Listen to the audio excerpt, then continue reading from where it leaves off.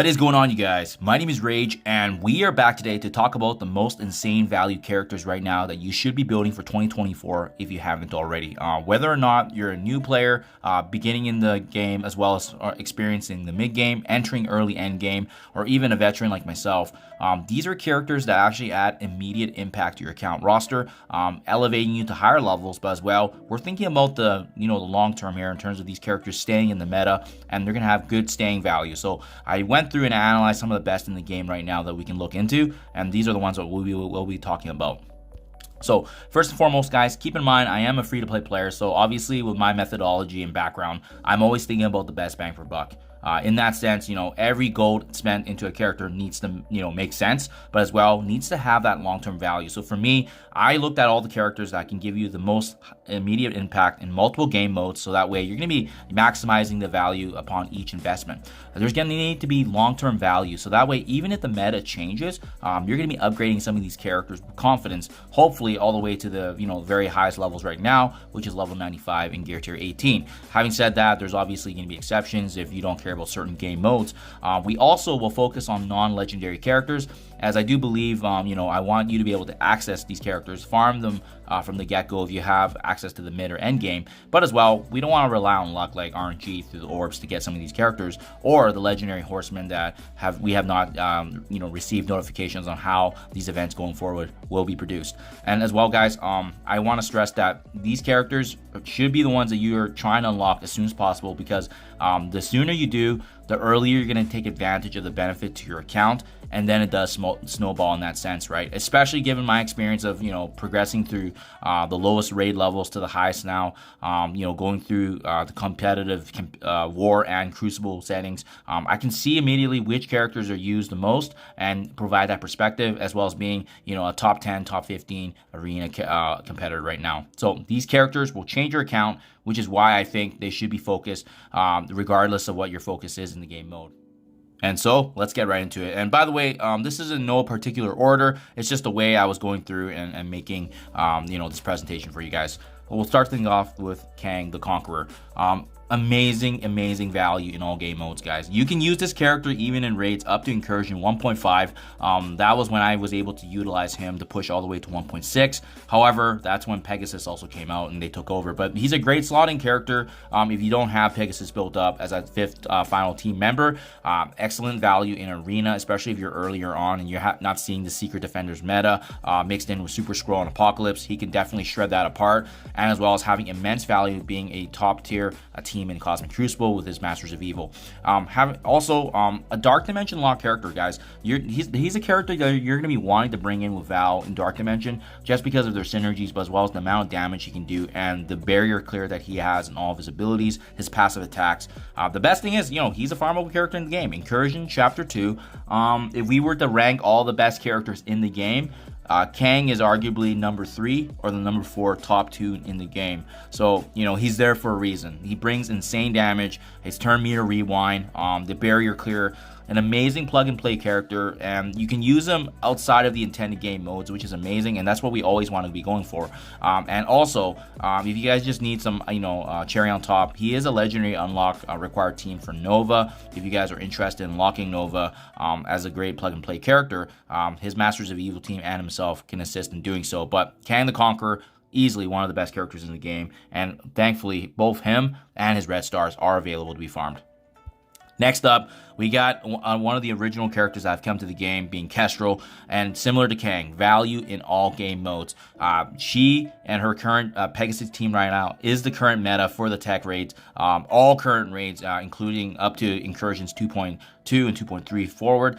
We can see actually her Pegasus team doing very exceptionally well in Crucible and War, which is outside of their game mode, right? So it's amazing when you have some of these teams actually giving you that extra value, even beyond their intended game mode specialty, and that's what I mean there.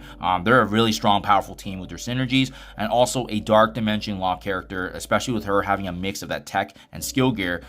She was also confirmed to be a mythic character now, so for Dark Dimension 7 going forward, she's basically an instant lock. You probably likely will have to bring her up, as she's just so well-rounded.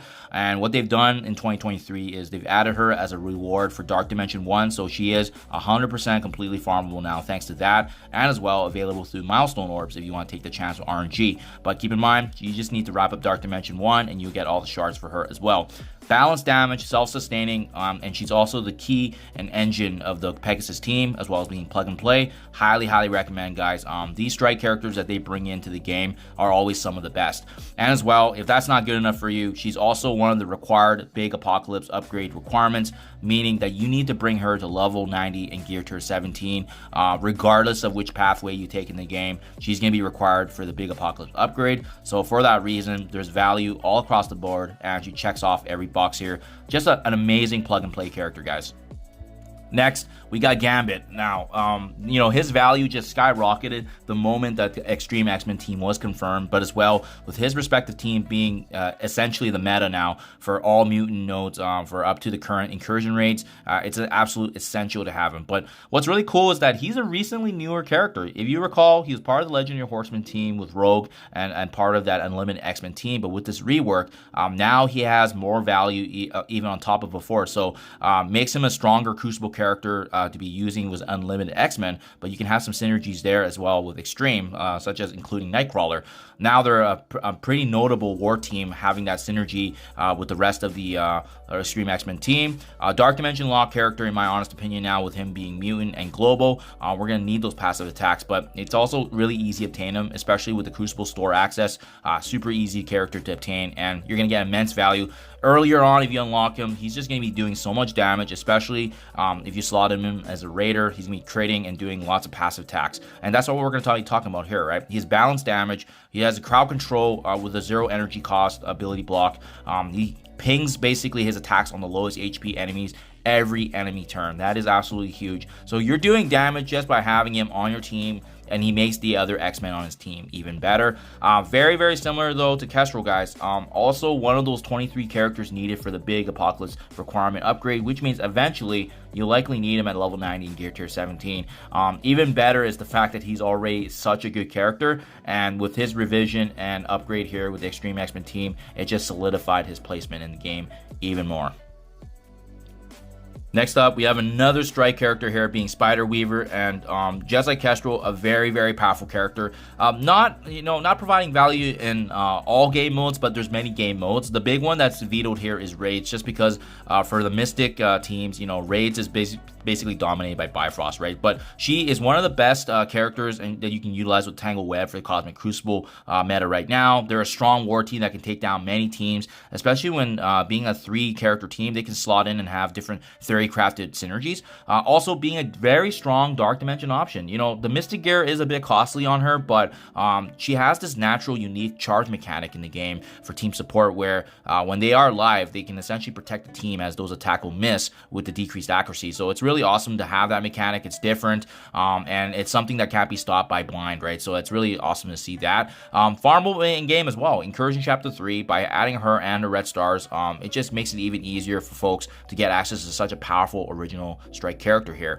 And similar to the other two guys, the big Apocalypse requirements here being level 90 and gear tier 17, which means eventually you're going to need her higher up anyways to synergize with Kestrel and so forth. So I definitely see her value going up, just because they've created an opportunity here with this 3-set team, and she's able to have theory crafting opportunities, which makes these characters stay longer than they intended, especially when you can mix and match with some future characters and teams that get released.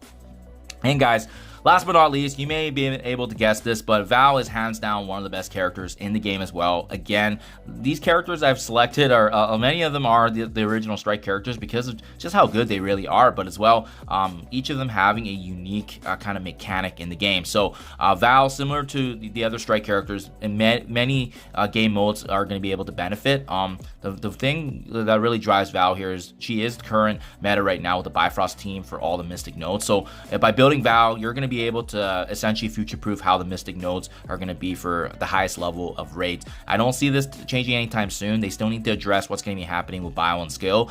So Mystic, in my eyes, Mystic and Tech is going to get those niches filled by Kestrel and Val right now for the time being. But also having a good value in War and Crucible. Not the top contenders, but she won't be losing out value. They can be strong defensive teams utilized in War. And then Crucible, they can be also in defense, but if you want to slaughter her in as a plug and play character. Having the unique mechanic here of the multi-revive is really what she's known for, right? She's farmable in game as well, most notably being the chapter 6 as well as the red stars, but that multi-revive mechanic is a really essential mechanic in the game in terms of just bringing back your fallen allies, and it can completely change the tide of battle, especially if you've seen it in war when she does have that synergy with Valkyrie, granting the energy back for the team, and they just bring all the Asgardians back. Absolutely devastating, guys. So being the engine of the Bifrost team for raids, I don't see that going away anytime soon. But yeah, there you guys have it. In my opinion, these are some of the most insane value characters that you can get right now in the game, and their future right now is going to be pretty strong for the foreseeable future until we see other metas getting replaced or newer raids coming out. But until then, I'll keep you guys updated. But if you haven't built up these characters, go ahead and feel confidence that you will be building up characters that are going to be helping your account all the way from the mid game to the end game until this meta changes. So do appreciate you guys following along. Thank you as always. Let me know what you think in comments below if you agree or disagree. Always a pleasure, and I'll catch you guys in the next one.